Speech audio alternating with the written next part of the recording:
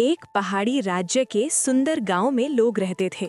प्राकृतिक सुंदरता के बावजूद गांव वाले परेशान और अशांत रहते थे। कोई गरीबी से दुखी था तो कोई आपसी झगड़ों से।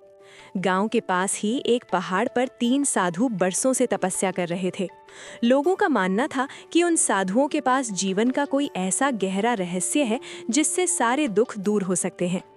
सूरज नाम का एक जिज्ञासु और साहसी युवक उन साधुओं से मिलने और उस रहस्य को जानने के लिए पहाड़ की कठिन चढ़ाई करके उनके पास पहुंच गया। साधुओं की 3 शिक्षाएं।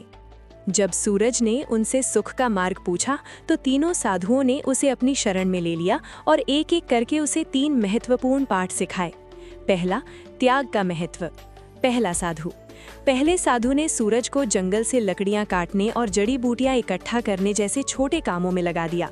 सूरज को लगा कि ये तो मजदूरी है, लेकिन साधु ने उसे समझाया कि ये काम उसके भीतर की विनम्रता को जगाने के लिए हैं।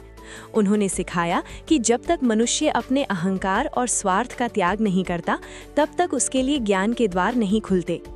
दूसरा, धैर्य और अनुशासन। दूसरे साधु ने सूरज को कड़े अनुशासन में रखा।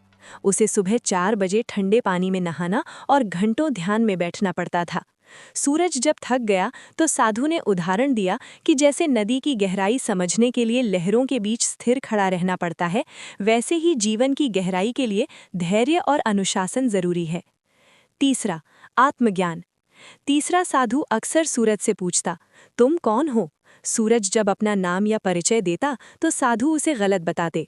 अंत में उन्होंने रहस्य खोला कि तुम ये शरीर या नाम नहीं हो, बल्कि तुम एक चेतना या आत्मा हो। जिस दिन तुम खुद को पहचान लोगे, उस दिन तुम्हारे सारे दुख मिट जाएंगे। ज्ञान की परीक्षा और बदलाव। तभी गांव में भीषण बाढ़ आ गई। सूरज ने साधुओं के साथ गांव जाकर वहां के लोगों की मदद की। उसने साधुओं की दी हुई शिक्षा का इस्तेमाल किया। लोगों को सामान का मोह यानी त्याग छोड़ने को कहा, मुसीबत में संयम यानी धैर्य रखने को कहा और मौत से न डरने यानी आत्मज्ञान की हिम्मत दी। कहानी का सार। सूरज अब एक साधारण युवक नहीं रहा था, उसके चेहरे पर एक अलग ही तेज था। उसने गांव वालों को सिखाया कि जीवन का रहस्य इन 3 स्तंभों पर टिका है। त्याग यानी लालच और अहंकार को छोड़ना, धैर्य यानी मन को नियंत्रित रखना, स्वयं की पहचान यानी ये जानना कि हम अनंत आत्मा हैं। सच्चा सुख बाहर की चीज़ों में नहीं, बल्कि हमारे भीतर है। अगर ये कहानी अच्छी लगे तो लाइक सब्सक्राइब ज़रूर करें।